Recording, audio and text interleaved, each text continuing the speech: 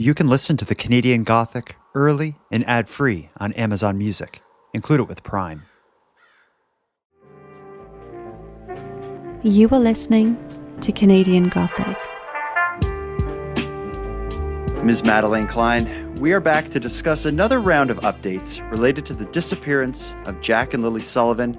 We're now reaching the 6-month mark of this case, I just realized. We're recording this on the evening of the 24th of October, so we're just about a week away from a half a year of searching for Jack and Lily. And that's shocking to say. Yeah, considering that our first episode, we weren't even sure it would be published because we were hoping that the kids would be found before editing was done.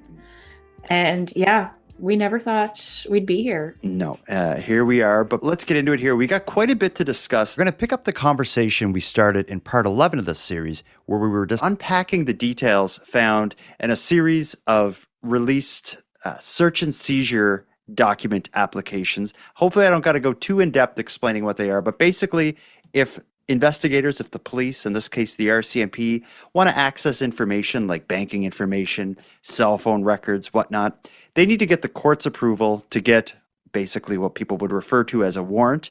Those search and seizure applications eventually become public. In this case, in Jack and Lily's disappearance, they were unsealed by the courts, but not in their entirety. There were large portions of it that basically just black boxes of redacted information. But that's where things get interesting now is CBC weren't happy with the amount of redactions and they challenged the courts saying, this seems excessive. There should be less information redacted. Can you please review those documents again? And if there's anything else you can release, now's the time to do it. I had no idea you can do that. Be like, no, this isn't good enough. I need you to redact or to remove some of these redactions. Redact the redactions. Well, it seems that the redactions. It seems that you can, and CBC was victorious in that little battle. Just this past Friday, the Nova Scotia courts again unsealed the documents related to search warrant applications in Jack and Lily's case, this time with quite a few less redactions. So we have a bit more information to go through. And in this episode tonight, we can go through kind of the more interesting new details that are surfacing through the less redacted court documents. And now I should also just recap this, is that these search and seizure applications, for the most part, were filed about a month after the children went missing, like late May to early June. And what they give us is a bird's eye view of the investigators' case, the information they've collected, and the directions they were looking at that point. So keep in mind that what we're going to be talking about is not like people who came forward with witness statements at this point almost 6 months later. We're going to be hearing information that was collected in the days, if not weeks, after Jack and Lily's disappearance. It's really worth noting that what we're going over today, like you said, is not like new information. People weren't withholding their statements or what they saw. We just haven't been able to access it yet. Yeah, and and I think the reason we're both saying that is that's a misconception. When these redactions were lifted just this past Friday, there were several news reports on CBC and other outlets talking about these new witnesses who claimed to hear things the night the children were last seen. And a lot of people responding to that were like, where were these people, days after the kids went missing? Why are they coming forward now, 5 or 6 months later? People aren't realizing that these are people who did come forward, but that information is just becoming public now. So I think we gave a bit of teaser of what's to come is with the removal of these redactions, one thing we're going to hear about is 2 ear witnesses, we'll call them, people who live in the area surrounding the children's home that claim they heard some suspicious things the night before the children were reported missing. We'll talk about that, but there's also quite a few other portions of the documents where we get a bit more information. So we got a lot to get into, but I think the ear witnesses, as I'll call them, are probably going to make up the majority of our conversation. The details that they share has driven the conversation around this case quite a bit over the last probably 3 or 4 days, because as I said, there have been quite a few news articles covering this new information. For the first time, we're hearing detailed accounts from neighbors who were awake in the quiet hours before 4-year-old Jack and 6-year-old Lily Sullivan disappeared from their home in Pictou County. The children were reported missing from their home at 10:01 on the morning of Friday, May 2nd. According to court documents, neighbor Brad Wong told police he heard a loud vehicle coming and going 3 or 4 times after midnight and into the early hours of the morning. Another neighbor, Justin Smith, told RCMP that at 1:30 a.m., he heard a car turn around by the railroad tracks near the area of Gairloch Road and Lansdowne Station Road.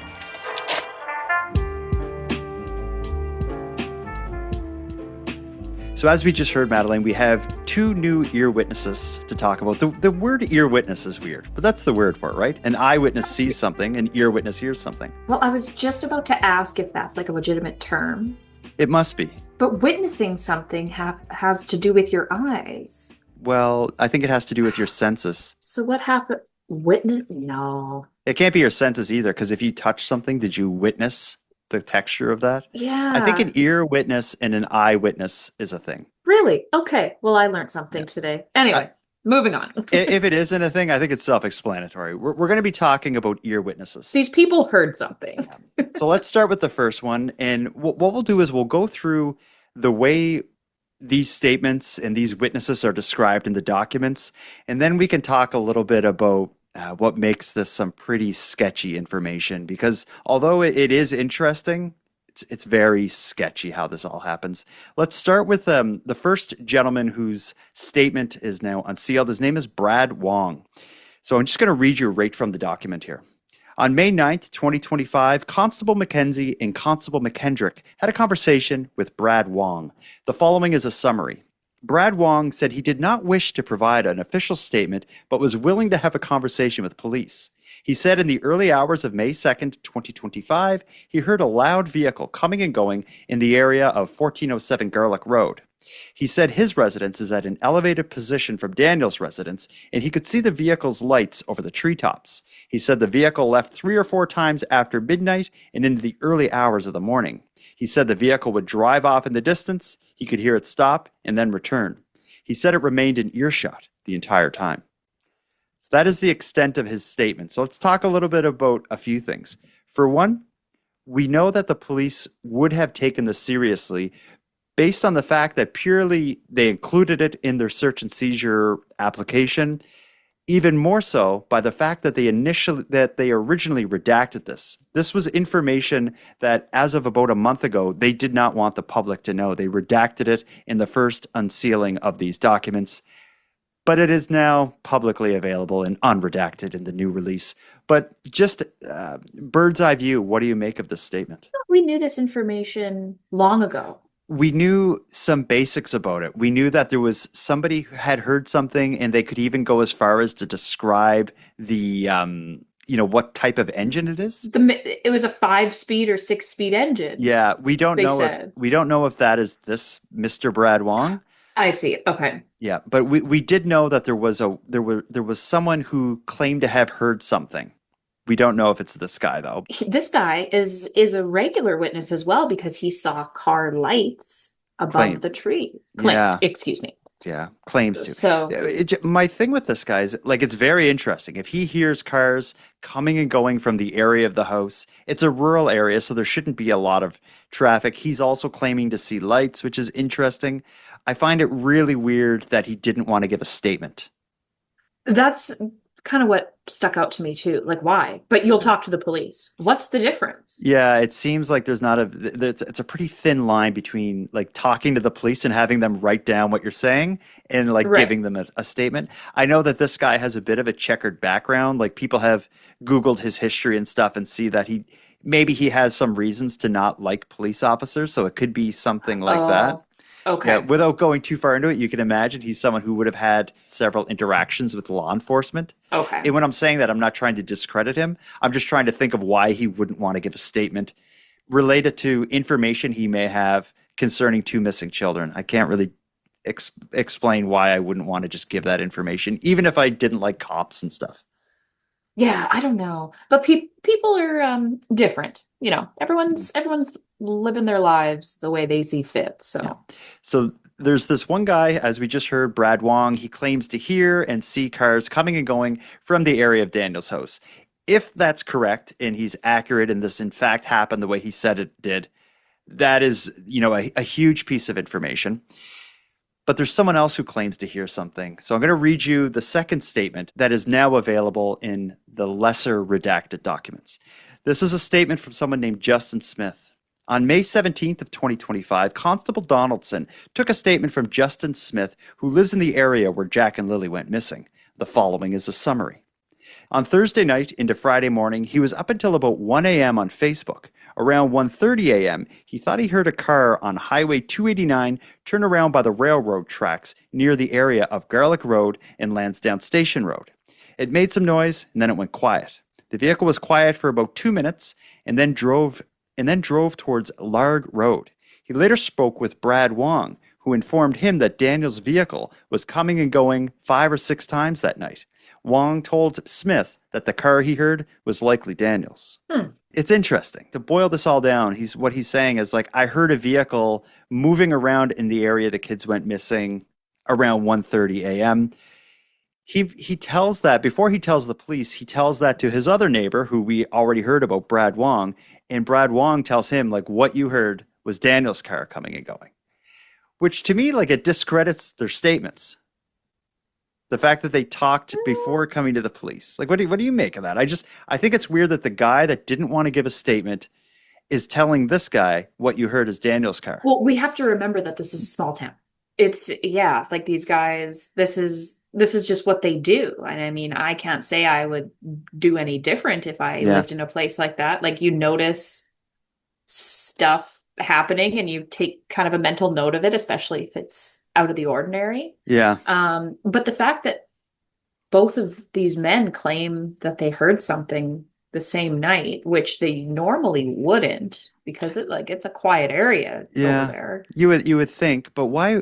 I also think, why would you remember it? Because when they heard this, like, you know, the early Friday morning, before the kids were reported missing, before anyone had any reason to be paying attention to Daniel's home, why would you even remember that? Like, if you asked me today what I heard last night before I went to bed, did you hear a car?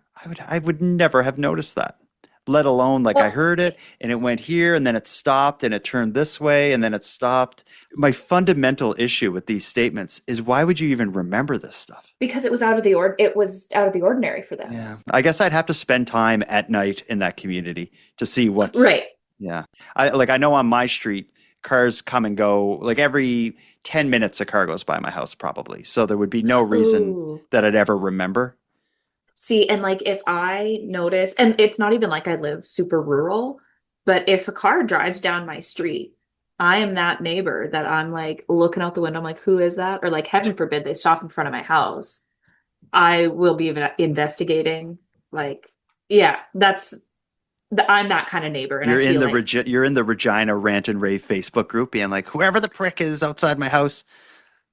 I am in that group. I've never posted something like that, though. Oh, sure. But I would, like, if there's something going on, like I always say, I have to keep a pack of cigarettes around the house so that I have a reason to be out on my porch. Oh, really? So you don't smoke, but you will smoke? I will, if it means that I can be out on my porch for a front row seat. Yes. You grab one of your gossip cigarettes and choke it back just to get a look at them? Oh, totally. Oh, yeah. You could probably find a healthier reason to, like, spy on your neighbors. I'd be out there, like, sweeping my lawn, trying to look inconspicuous. Yeah. Well, yeah. So this whole thing, these statements initially would have had to have been taken seriously, again, because they're in the documents, because they thought them valuable enough to actually redact them. The fact that they're now unsealed and the public can see them would imply that they're no longer a part of the investigator's theory, or they don't hold the investigative value today that maybe they did a month ago when the documents were originally unsealed.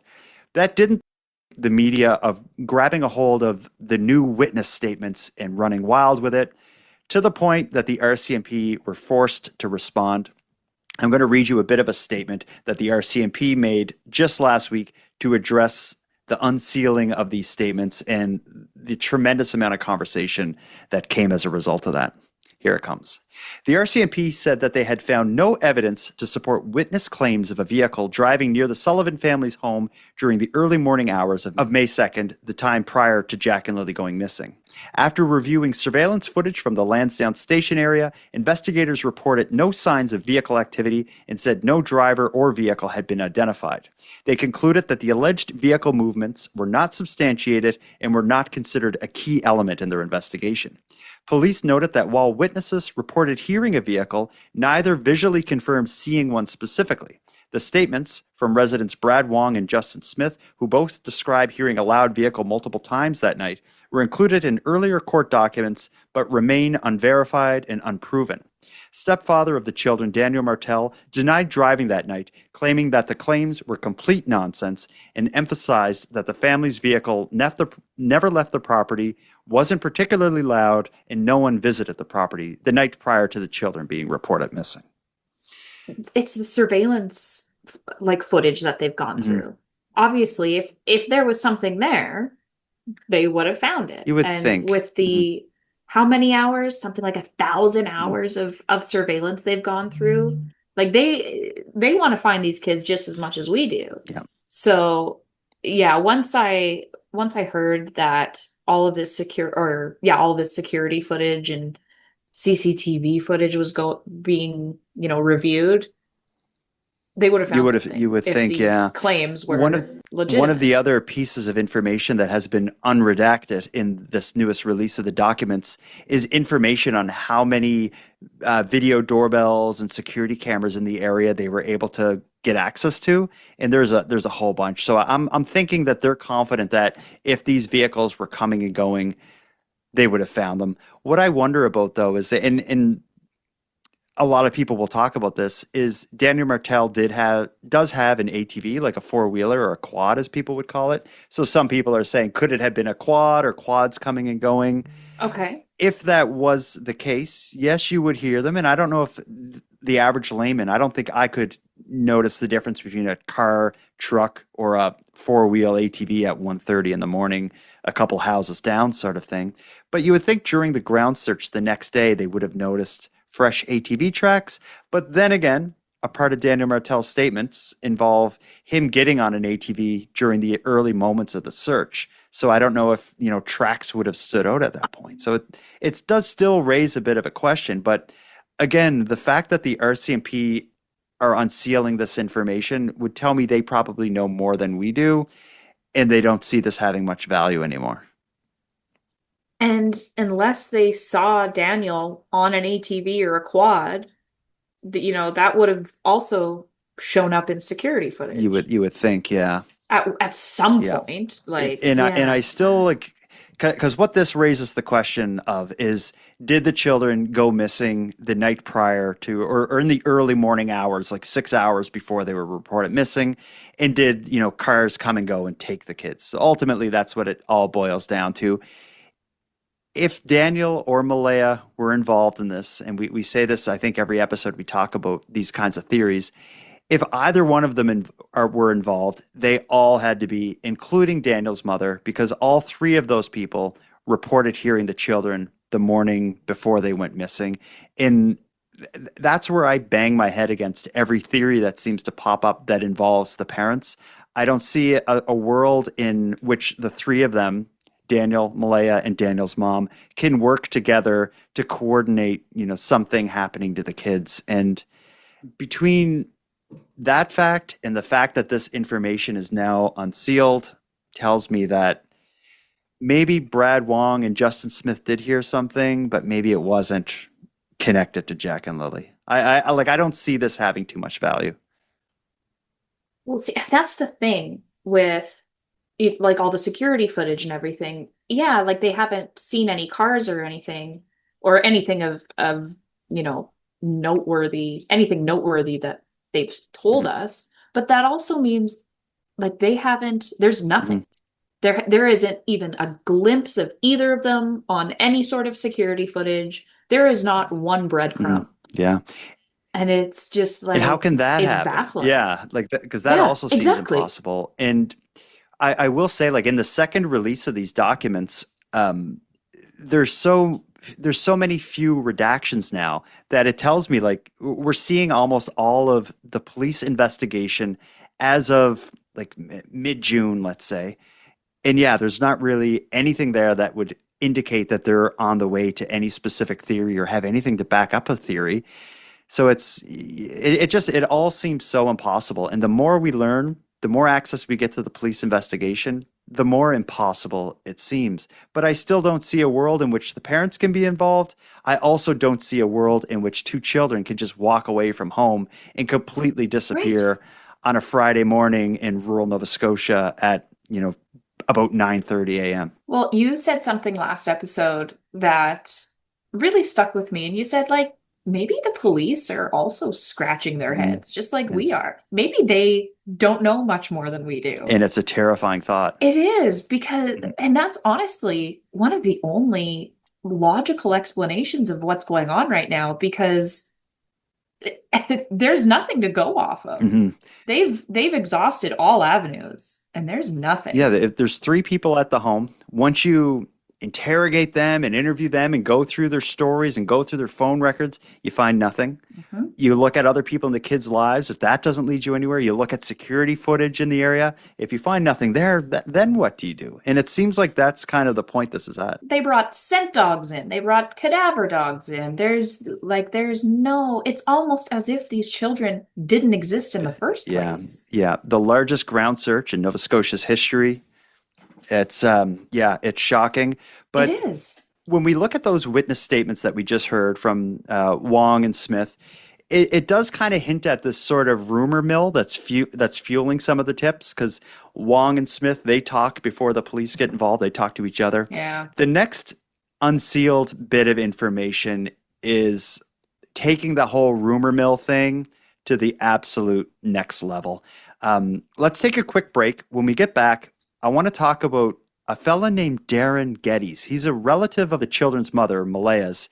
And people who are closely following this case online will have seen this guy's name and heard about him, because he pops up a lot making statements that seem to accuse Malaya of all sorts of things on social media. So his name gets out there. But for the most part, it hasn't been mentioned in any of these court documents. But in the newly released version, there's a whole bunch of unsealed information about the investigation and the back and forth with Darren Geddes, a relative of Malaya Brooks. We'll get to that after a short break. Ms. Madeleine Klein, in our prior episode, part 11, where we discussed the search warrant applications, one of the search warrant applications we discussed related to the police wanting to access a hard drive that was in the custody of the RCMP.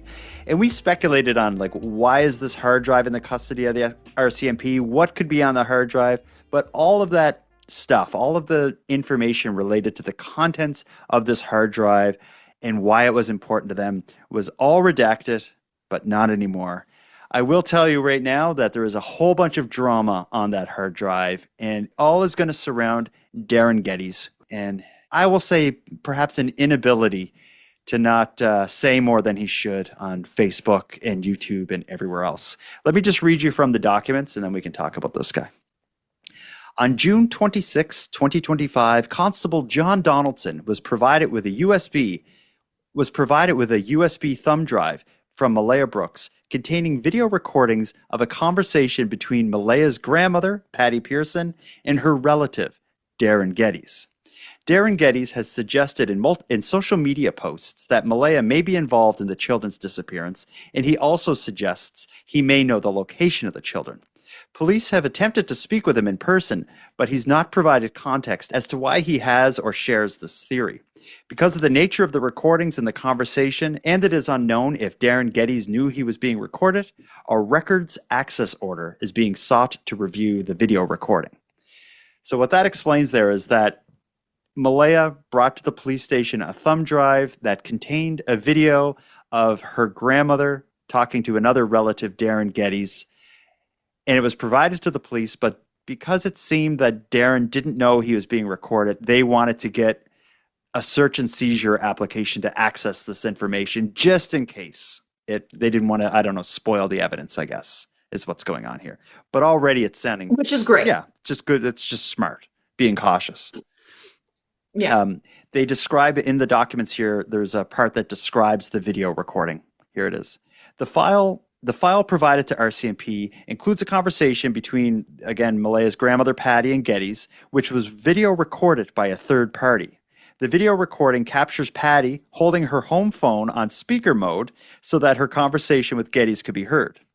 Corporal Matharu believed that there was an expectation of privacy and stopped the review of the recording to request this order be granted. So it seems like they opened the thumb drive, started to play this file, and see that it's Malaya's grandmother holding a phone on speakerphone, talking to Darren Getty's on the phone, and someone else is standing there recording her doing this. They started to play that file, and they're like, whoa, let's not watch this. Let's get the search and seizure application approved, and then we'll review the video. So all makes sense. Now, to get a bit deeper into it, there's a section of the documents that provides information on Darren Getty's. Here's what it says. On May 30th of 2025, Constable McIntyre and Corporal Wood met with Getty's as he said he wanted to meet with them to provide information on the disappearance of Jack and Lily. The following is a summary of the conversation. Getty's did not want to provide an audio recorded statement, but had a conversation with Constable McIntyre and Corporal Wood. The officer said Getty's was confrontational and evasive to questions asked of him and wanted police to provide him with information about the investigation.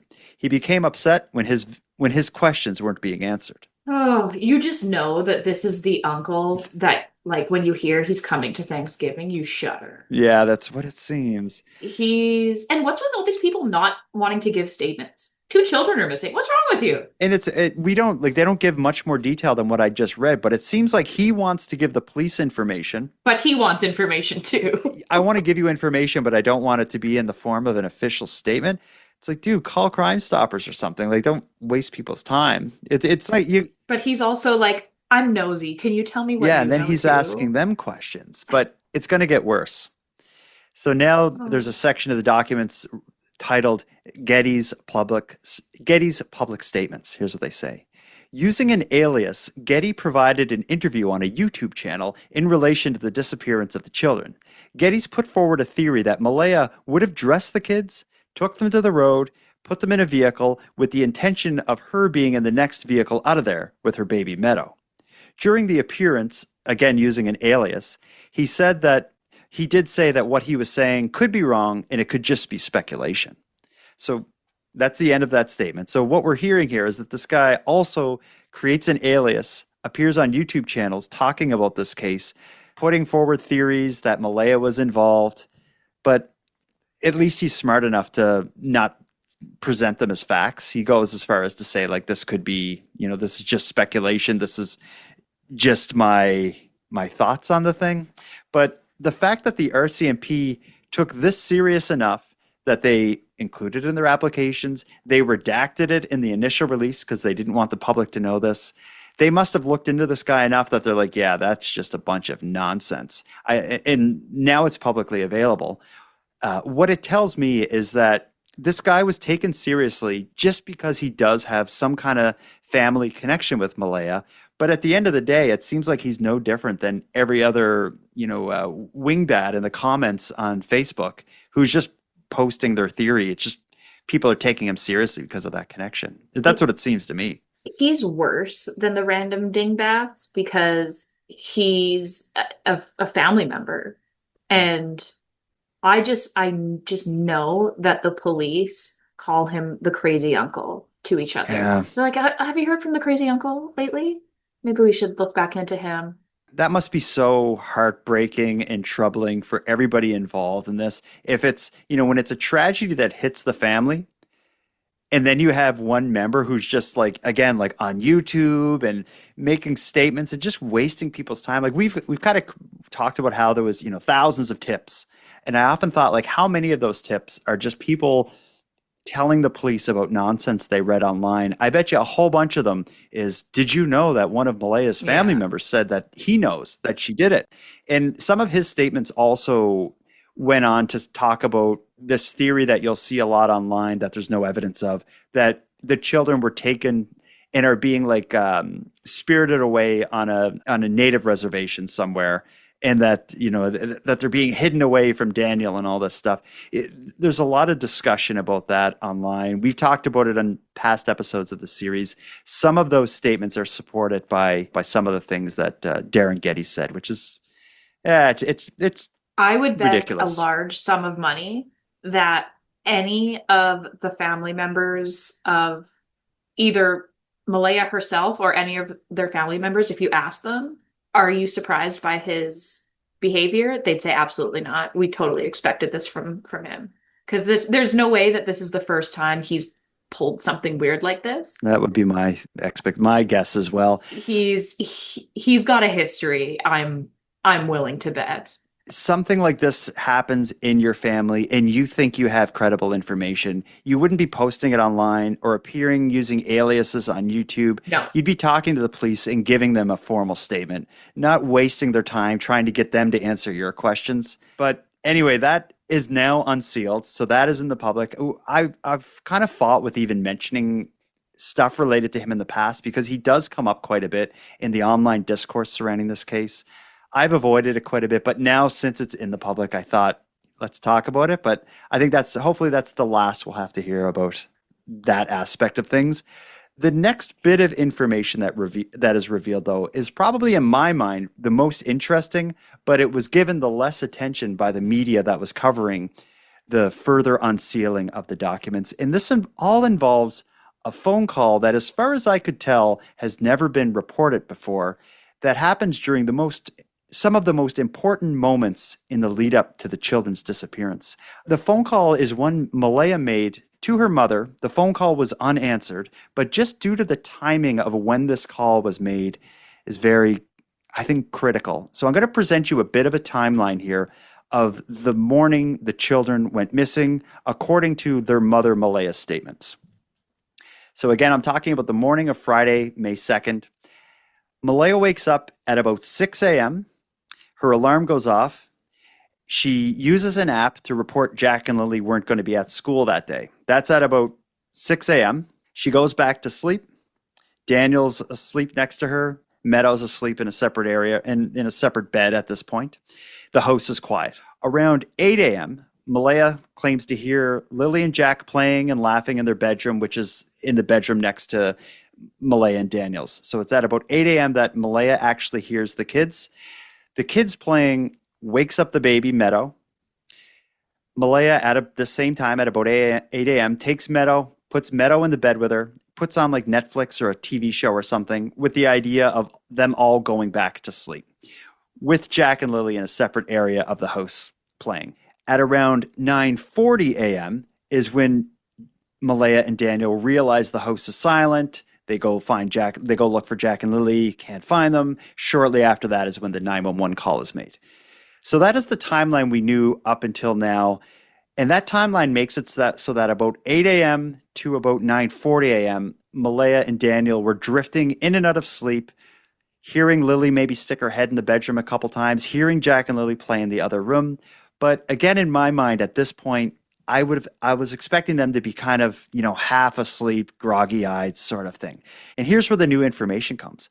What has been revealed through the removal of a redaction is that at 8:28 a.m., Malaya made a phone call to her mother that was unanswered. And this phone call hasn't been discussed in other parts of the documents. I haven't seen it appear in any of the timelines or interviews that Malaya gave to the police that were shown in the documents. This phone call just doesn't make a lot of sense to me, because in my mind, if I'm calling my mom, it's for two reasons. One, I need something. The other is I'm just in the mood to chat. Those are the two reasons I call my mom.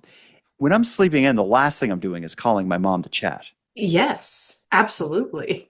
But yeah, no, that's me as well. Like when you call your mom, it's there's a purpose, right?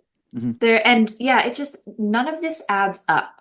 You're right. It really throws a wrench into the supposed timeline that we've. It's the supposed timeline, but also just kind of the feeling of the timeline. This idea that they're sleeping in. I picture them half awake, being like, oh, everyone just be quiet. I want to sleep in. Meadow, just, fall asleep watching Netflix. Let's just get another hour of sleep. If I'm doing that, there's no way I'm like, I'm also going to call my mom right now. It's strange to me. Right. There's a second phone call or another phone call she makes at 10:40 to her mom.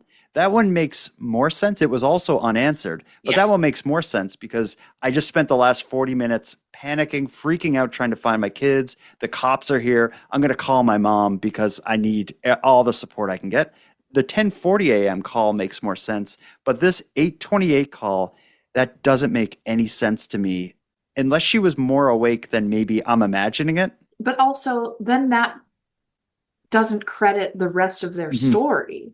Because if by 8:30 you were awake enough to make a phone call, I understand everyone's different, but like if I'm up at 8:30 isn't that Mhm. early. If I'm up and aware enough to make a phone call, my kid was just up, my two other children are up, wouldn't you just Get up, get make a up? coffee, and Mhm. Right. And I've said this before, but an 18-month-old waking up and going back to bed at 8 a.m., that's Yeah, good weird. luck. Yeah. That's, like I said, 5, 6 a.m., fine. Bring her into your bed, try and get her to sleep for a little longer. By 8 o'clock, like the world is Yeah. moving. People start work at 8 Mm. o'clock. Like Mhm. I just find it hard to believe that Meadow would just chill and relax till damn near 10 o'clock at Yeah, night. well, I've been in positions where with my kids, it's like I want to sleep a bit more, and I don't think they're going to fall back asleep, but I'll give them like an iPad or something, and I'm thinking like they're just going to sit and like watch something quietly, and I'll get to sleep another half Mm-hmm. hour. Maybe they were doing that, but that phone call to me would just imply she was more awake than I was imagining. And if Jack Yeah. and Lily are awake in the other room, and you're at the point where you're making a call at least, it's just I thought that this phone call should have been better examined and discussed in the documents. It wasn't. But then again, the phone call, the fact that this phone call exists was previously redacted, which implies to me that the investigators saw this as something important that they didn't want the public to know about initially. You know what I mean? Like, because when you look at these documents, again, we're getting a glimpse at the investigation as of mid-June. When we look at the redactions that are there, that is the information that at the time they were unsealed was still important in a part of the investigation. So everything that's redacted is ultra important because it's still like it's ultra important to us as the public following this story because it's still important to the investigators. But now that this is unsealed, it's almost like it's no longer important, but at one time it was. So you kind of have to do a bit of time traveling. And I'm thinking that they probably had quite a few questions for her about that morning and specifically about this phone call if they didn't want the public to know about it. Oh, absolutely. And I don't know, like as time goes on, I've got more sympathy for these parents, right? Like I'm at this point where like pretty sure if they were involved, we would have found out by now. But even if they had, no involvement in the children's disappearance, it kind of irks me that more care and attention wasn't given. What are you both doing laying in bed until almost 10 o'clock on a Friday morning? Mm-hmm. We're all tired. We all got kids. We're all tired. One of you get up. Mm-hmm. Yeah, I think there will be a time for that discussion and that kind of criticism. But now I just feel like there's a few things here. I feel like the focus at this point should be on finding the kids and finding what happened to the kids. Then people should look for blame and accountability and liability and all this sort of thing. But for people who are going for the parents with like torches and pitchforks, often like they do make good points in some of the rants or in some of the accusations against the parents. But I'm just of the type where and of the mindset that I'm not willing to blame the parents without No. strong proof. But Right. there's definitely and I'm saying that maybe to defend myself a bit because we do get some criticism for like supporting Daniel and Malaya. My thing is I'm just not going to accuse them if I don't have a good reason to, but I will say there's stuff about both of them that I question. I question this phone call and how it affects the situation as it's been presented to the public. Then again, it hasn't been presented to the public by her. It's more so the media describing that morning. We haven't heard it directly from her. But again, as I've already said, in my mind, in my understanding, was that they were the reason that they weren't there with Jack and Lily is because they were sleeping in bed, not in there making calls and stuff.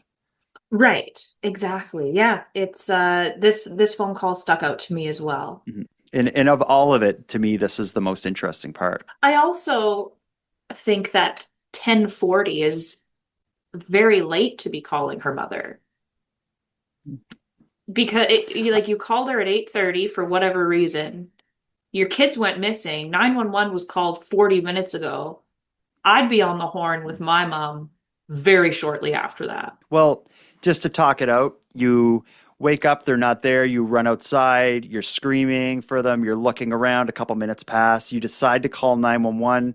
You're on the phone with 911. You don't just call and say, "Yeah, send someone over. Bye." She's probably on the phone with them answering some questions as Right. they're dispatching vehicles and whatever.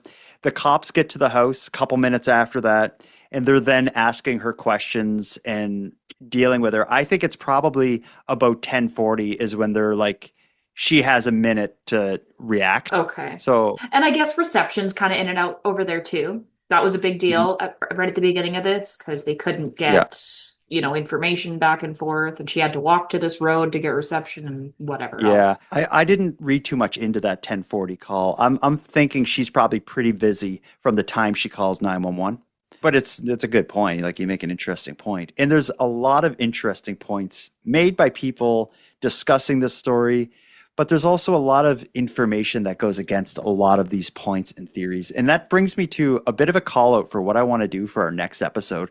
I've come across so many theories, and I see people talking about so many theories of what happened, of what's happened or what could have happened.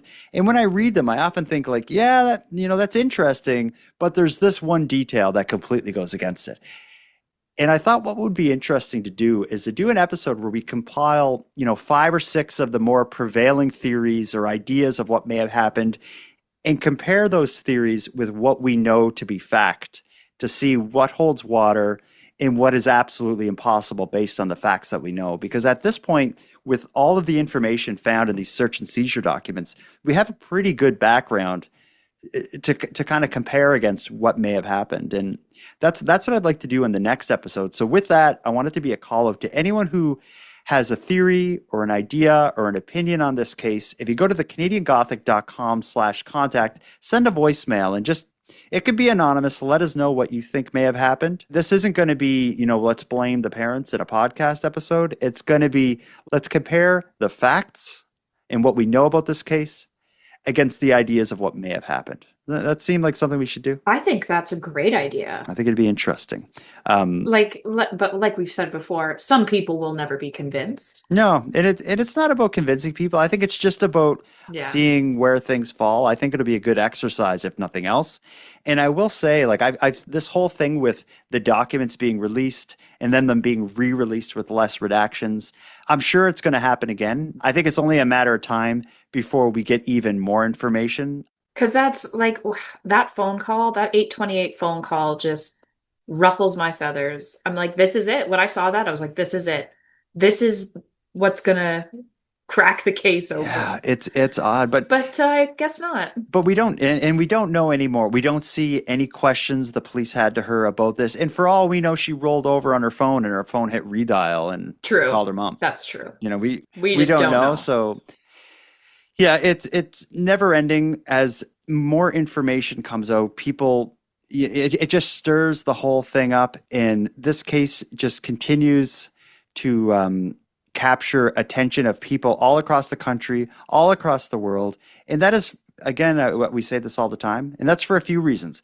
People will not accept that the fact that 2 children just wandered off and disappeared, that can't happen. But also, this is just such a mystery. It's a bit of a whodunit, but it's also just a lot of a mystery. And it's hard to look away from it when you just don't know. Well, exactly. And like in this day and age of so much technology and tracking and tracing, it's unheard of that it would go on this long. Nothing like, is there another case that you can think of that Like, to our knowledge, parents weren't involved, no family members were involved. Short of a There's kidnapping, like, Yeah, there's high profile ones. Madeleine McCann is one that oh yeah. often gets referenced. But the thing is you can kind of cherry pick the one or two big cases where something like this has happened and has remained unsolved. But they are like, like true crime eclipses. They're unique and they're memorable because they're so unexpected and statistically improbable. This one thing that makes Jack and Lily extra unique is the fact that it's two of them. Yes. And like, not a trace to our knowledge. It's like they were abducted by aliens, honestly. It absolutely is. That is. It's like they vanished completely into thin air. In looking through the search warrant applications, I've looked at them through many other cases, and generally in scrolling through them and reading through them and seeing the redactions slowly get removed, you can get a sense of the investigator's theory, and you can see them kind of looking for information to support their theory. In this case, I don't see any theory at all. I see them just checking everything, hoping something stands out, and so far it doesn't seem like anything has. And there's not a lot of redactions left. Yeah, it's I can't believe how baffled this case has everyone. I want to thank you for joining us for this episode of the Canadian Gothic. Now, before I wrap things up here, I want to send positive vibes to everyone affected by this case. And I also want to call out to anyone close to the case who would like to add their voice to this story. You can reach out to me, and I'd be happy to include you in an upcoming episode. Now, with that said, I'm going to start wrapping up this episode, but before we do, I'll have some thanks to pass out. First, a big thanks to Madeleine Klein for joining us for another episode of the Canadian Gothic. A big thanks to Monty Datta, who contributes the music to this show, and Linz from the Dystopian Simulation podcast, who provides our intro and outro voiceovers. And then lastly, but most importantly, a massive thank you goes out to each and every one of you listening to this show, as without your interest and your support, the Canadian Gothic would be as pointless as it would be impossible. Now, on the topic of support, let me thank the newest subscribers to the premium feed. Joyce, Kristen, and Delta, we appreciate you. And for anyone else who'd like to support the show, you can help us out here in a variety of ways. First of all, a premium feed subscription costs just a couple bucks a month, and that money will fund the creation of new episodes. But the premium feed will also give you those episodes 2 days early, give them to you ad-free, and give you access to a back catalog of episodes. If that sounds like something you're interested in, you can go premium right now at thecanadiangothic.com/subscribe. And even if you don't want to go premium, you can still support the show by sharing this episode on social media and letting your like-minded friends know why they should listen. Your support is very much appreciated. Now, until next time, take care of each other, hug your loved ones tight, and let us know if you see anything weird. Thank you for listening to Canadian Gothic.